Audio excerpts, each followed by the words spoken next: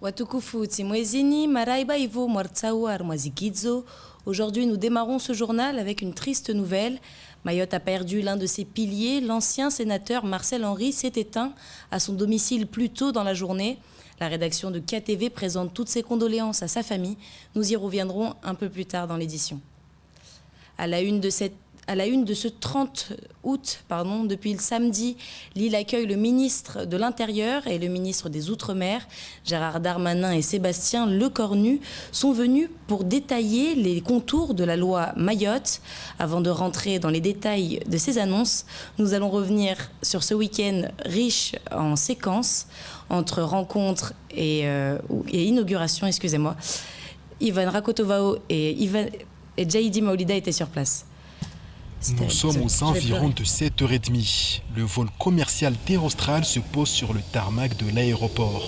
À son bord, Sébastien Lecornu, ministre des Outre-mer, et Gérald Darmanin, ministre de l'Intérieur. Sur place, les élus du conseil départemental sont sur le qui-vive. Des réponses à leurs attentes sont espérées. Nous attendons effectivement des réponses sur l'action contre l'insécurité à Mayotte, mais aussi l'accompagnement sur le côté social à Mayotte, la rehausse des minima sociaux et la mise en lumière de notre compétence régionale, notamment le développement économique, la formation des jeunes ici à Mayotte. Fin de l'attente pour les élus. Les deux ministres viennent enfin à leur rencontre. Les présentations sont faites et après quelques poignées de main, direction sans tarder le monument aux morts à Dzaoudi où un dépôt de gerbe y sera effectué. Plus tard dans la soirée et après avoir inauguré la brigade de gendarmerie de Limbeni, le cortège s'est rendu au commissariat de police de Mamoudzou. L'occasion pour les ministres de l'Intérieur et des Outre-mer de visiter les installations et échanger avec le personnel, notamment sur les nombreux besoins du service au quotidien. Tout à gérer à l'extérieur. C'est compliqué, monsieur le directeur vous en a parlé, avec le directeur général. C'est vraiment compliqué. On va dire qu'il manquerait un ou deux petits mécanos pour faire l'affaire et on pourrait gérer le truc sans problème. Très bien. Voilà. 19h, fin d'une journée pleine pour les deux ministres qui saluent une dernière fois les effectifs avant de prendre le large. Le lendemain, dès 9h, c'est seul cette fois-ci que Sébastien Lecornu se rend au RSMA à Combani. Après la revue des troupes et la présentation des différents services présents au sein du groupement, lors d'un discours, le ministre a tenu à apporter tout son soutien aux hommes et femmes qui composent la fierté républicaine qu'est le RSMA. Le RSMA, c'est une promesse républicaine absolument fabuleuse, d'avoir un certain nombre de valeurs qui vous sont inculquées, ça c'est évidemment lié à la militarité, d'avoir évidemment les savoirs fondamentaux en termes par exemple médical, en termes de conduite, le permis de conduire, qui vous sont appris, c'est ce que jadis on faisait avec le service militaire, évidemment c'est toujours dans la formation initiale que nous connaissons ici, mais surtout c'est peut-être encore plus spécifique, c'est évidemment la capacité à être formé à un métier et surtout derrière d'avoir une passerelle avec le monde économique, soit pour trouver un stage, soit pour trouver un emploi. Après le RSMA, Gérald Darmanin et Sébastien Lecornu sont accueillis à la mairie de Mamoudzou par Andilo Aïdou Soumaïla. L'occasion d'échanger sur les différents enjeux du territoire. Nous avons parlé des sujets de Mamoudzou, naturellement, mais à travers Mamoudzou, c'est les sujets liés à l'ensemble de la population de Mayotte. Comme j'aime à le dire tout le temps, Mamoudzou, c'est notre bien commun à tous. Il était question de l'excellence éducative, un vrai sujet sur ce territoire, donner de l'ambition, donner de l'espoir, donner du rêve à l'ensemble de nos jeunes ici, c'est important. À midi, direction le Moana pour un déjeuner en compagnie des acteurs du monde économique de l'île avant d'enchaîner dans l'hémicycle provisoire du conseil départemental pour une réunion avec l'ensemble des élus. Et au sortir de cette assemblée, les réactions sont mitigées. Moi, je suis vraiment désolé que tous les élus départementaux n'ont pas eu l'occasion de donner leur point de vue et notamment d'échanger pendant ce temps d'échange. Les discussions étaient très constructives. On a eu pas mal d'annonces, mais maintenant on attend à ce que toutes ces annonces-là soient concrétisées par nous et par l'État. On a échangé, on a entendu des engagements, notamment sur les compétences régaliennes de l'État, l'immigration clandestine, l'insécurité. Un week-end bien chargé pour Sébastien Lecornu et Gérald Darmanin qui ont pu s'imprégner des réalités du territoire et entendu les doléances des acteurs de l'île. La tâche s'annonce bien rude afin de répondre aux espérances de l'ensemble des Maoris. Au cours de ce week-end, des annonces ont été faites et les contours du projet de loi Mayotte se dévoilent peu à peu. Parmi les mesures annoncées par le ministre, plusieurs concernent l'insécurité et la lutte contre l'immigration clandestine, avec notamment les promesses d'augmentation d'effectifs et de matériel. D'autres sont portées sur le social, avec une enveloppe de 10 millions d'euros pour la jeunesse ou encore une convergence des droits sociaux avancée à 2031. Le point complet sur les annonces avec Ivan Rakotovao. Après 48 heures sur le sol mahorais, les ministres des Outre-mer et de l'Intérieur ont déjà fait un certain nombre d'annonces censées répondre aux problèmes de Mayotte. Pour lutter contre l'insécurité, tout d'abord, le gouvernement entend renforcer les moyens humains et matériels des forces de l'ordre. On a bien compris qu'il fallait des demandes supplémentaires. Monsieur le ministre m'a demandé de faire un effort supplémentaire, c'est 40 policiers et gendarmes de plus cette année. Sans doute l'année prochaine également.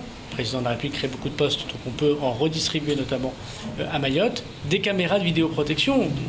On a visité un certain nombre de lieux de gendarmerie et de police, on voit bien qu'il y en a moins qu'ailleurs.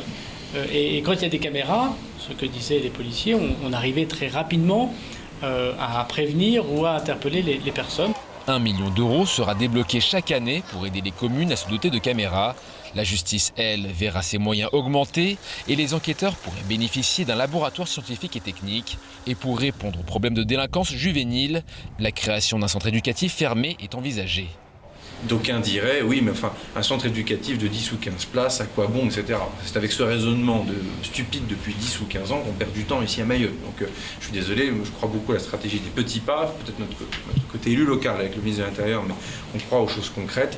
Et donc évidemment, est à l'étude, dans le cadre de la loi Mayotte, le principe même de l'installation d'un centre éducatif fermé ici à Mayotte. Et je crois que ce matin même à la cérémonie militaire, la vice-présidente du tribunal judiciaire en charge justement des libertés nous disait à quel point cet outil était attendu par les Mahoraises et les Mahorais et aussi par la communauté judiciaire. Autre annonce très attendue, celle concernant la lutte contre l'immigration clandestine.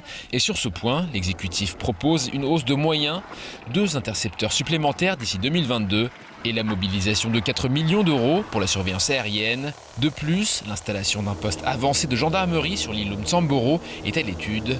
Autre point, le droit du sol qui pourrait être durci. Les ministres proposent d'allonger de 3 mois à 1 an le temps de séjour en France d'un parent étranger en situation régulière s'il veut espérer voir son enfant obtenir la nationalité française. Et donc c'est en mettant fin à cette attractivité d'accès à la nationalité, d'accès à des minima sociaux, d'accès à un certain nombre de choses auxquelles les Mahorais considèrent, et à juste titre alors que le service public est mal rendu puisqu'il y a trop de monde qui est là, que nous arriverons à réguler cette immigration. Et je veux redire à quel point les dispositions prévues dans la loi Mayotte, qui est une loi révolutionnaire pour Mayotte, l'année qu'il faut avoir quand on est un des 2 parents avant d'avoir un enfant né sur le territoire mahorais est révolutionnaire. Le social n'est pas oublié, avec l'annonce de la construction d'un grand parc de logements sociaux, l'accélération de la convergence des droits en la rapprochant de l'année 2036 à 2031. La jeunesse n'est pas en reste, avec 10 millions d'euros qui lui sera consacrée, dont une grande partie dédiée au régiment de service militaire adapté de Combani. C'est ce que je vais proposer aux parlementaires, aux députés et aux sénateurs, d'inscrire une enveloppe de 7 millions d'euros supplémentaires qui va permettre de créer une compagnie nouvelle, pratiquement, de 120 jeunes nouveaux qui vont être accueillis. Ça veut dire aussi de nouveaux militaires pour encadrer. Ça veut dire aussi, en lien avec les élus locaux, c'est évidemment l'État qui prendra cette charge-là, mais des bâtiments nouveaux d'accueil. Et donc on va continuer à faire monter en puissance le RSMA. Sans entrer dans les détails, les 2 ministres ont également évoqué les intentions du gouvernement dans d'autres dossiers, comme celui des dotations globales de fonctionnement aux collectivités, qui devraient continuer d'augmenter, la création d'un tribunal pour accélérer la résolution des problèmes du foncier sur le département, l'établissement d'un grand port maritime dans le cadre du projet gazier au Mozambique, ou encore le soutien de l'État à Mayotte pour l'organisation des Jeux des îles 2027. Et aujourd'hui, les 2 ministres se sont rendus au port de Longoni lors d'une visite à huis clos afin d'aborder notamment les questions liées à l'extension du port. Mais avant cela, les représentants du gouvernement ont participé à une opération de lutte contre l'immigration clandestine. L'occasion de rappeler que l'État mettra les moyens afin de gagner en efficacité. Sur place cet après-midi, Jaidi Maolida, au montage, Leslie Vimenet. Les ministres de l'Intérieur et de l'Outre-mer se sont rendus à Longoni afin d'aborder les questions sensibles liées au port. Avant cela, ils ont participé à une opération de lutte contre l'immigration clandestine ce matin, l'occasion de réaffirmer les dispositions prises afin de mieux lutter. Il y a effectivement 2 nouveaux intercepteurs, vous l'avez évoqué. Il y a ensuite des aménagements qui vont être faits pour avoir des postes avancés, des pontons notamment au plus nord de l'île, bien évidemment. Il y a également des jumelles que nous avons données, plus de 50 000 € chacune des jumelles extrêmement performantes qui vont permettre aux gendarmes et aux policiers de pouvoir intervenir bien plus efficacement encore qu'aujourd'hui. Et effectivement, d'ailleurs, une meilleure coordination entre la police et la gendarmerie pour les horaires. Et puis effectivement, une augmentation d'effectifs. Ça fait partie des cinquantaines de policiers et gendarmes que nous avons annoncés et qui vont permettre d'intervenir. Une des mesures fortes annoncées par Gérald Darmanin est le déblocage de 4 millions d'euros pour la surveillance aérienne des côtes mahoraises. Le ministre de l'Intérieur réaffirme cette volonté et tient à ce que le dossier avance vite. Nous sommes en train d'y réfléchir particulièrement puisque ce sont pour début 2022 que nous mettrons en place ces moyens.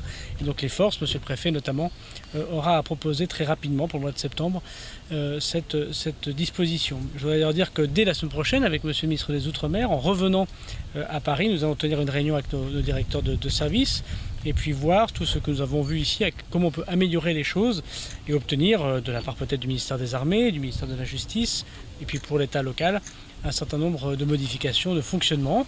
Sans Gérald Darmanin, Sébastien Lecornu aura clos cette journée à Karani, sur le site du nouveau hub, où se trouvait un quartier informel il y a près d'1 an. L'occasion là aussi de rappeler devant le parterre d'invités présents que le travail continuera à être réalisé sur ce sujet. Le reste de l'actualité en bref, le nouveau naufrage d'un kwassa dans le sud de l'île, la colère des pêcheurs mahorais et le lancement de la campagne contre les violences sexuelles sur mineurs. Au montage, Leslie Vimenet.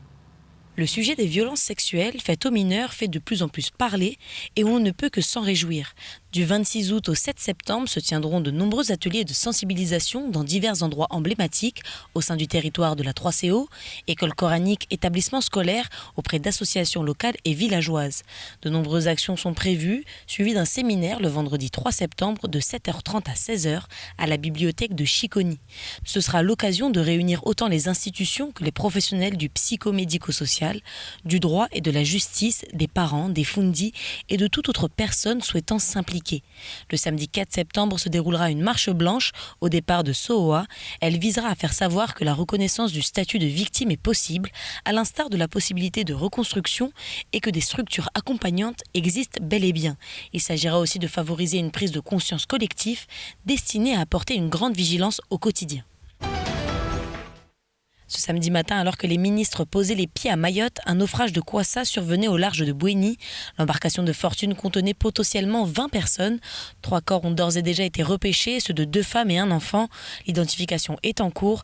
Des prélèvements ADN sont prévus, ainsi que la composition d'éléments descriptifs, des tenues vestimentaires et des objets en possession des victimes. 3 personnes ont pu être sauvées du naufrage avant d'être emmenées au CHM dans un état grave. Toute la journée du samedi ainsi que celle du dimanche, les recherches ont continué. Un intercepteur de la gendarmerie et le navire de la SNSM étaient sur place le jour même, appuyés par l'hélicoptère de la gendarmerie maritime. Environ 14 personnes sont encore recherchées selon le procureur. Au fil des heures, les chances de les retrouver en vie semblent bien minces. Si l'on ignore l'heure et les circonstances exactes de ce drame, la météo actuelle pourrait suffire à expliquer l'accident entre Alizé et Houle-Violente. Les autorités de l'État ont reçu à tour de rôle les différentes représentations des pêcheurs de l'île. Il en sort que le dossier de subvention des barques devrait trouver une issue favorable assez rapidement.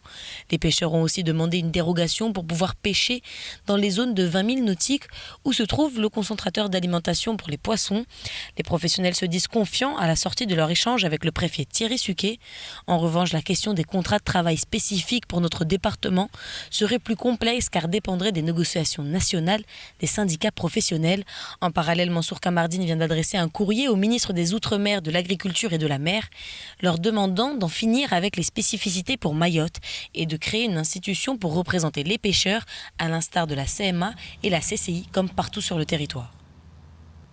Je vous l'annonçais en début d'édition, c'est une grande figure de Mayotte qui vient de s'éteindre à 94 ans.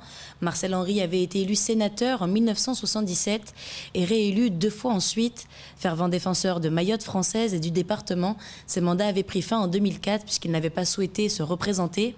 Il était le fondateur du MPM, Mouvement populaire mahorais, qui à la suite d'une division avec Younoussa Bamana en 1999 aurait donné naissance au mouvement que l'on connaît actuellement, le mouvement départementaliste mahorais, parti qu'il a fondé avec un ami de longue date, Henri Jean-Baptiste.